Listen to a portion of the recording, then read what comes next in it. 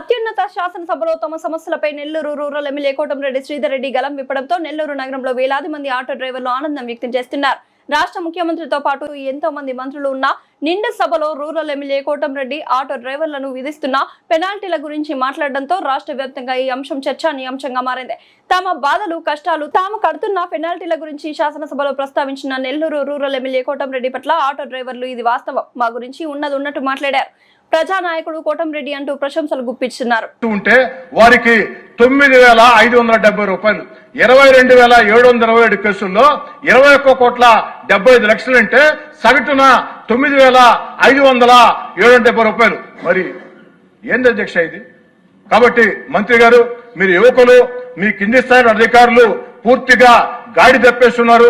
వారిని కంట్రోల్లో పెట్టండి, బలంగా వారికి పెనాల్టీలు వేయండి, కఠినమైన చర్యలు తీసుకోండి. ఇద్దరు డ్రైవర్లు పెట్టాల్సిందే, డ్రంక్ అండ్ డ్రైవ్ టెస్ట్ చేయాల్సిందే, ఎమర్జెన్సీ డోర్స్ ఉండాల్సిందే, సేఫ్టీ మెజర్మెంట్ పాటించాల్సిందే.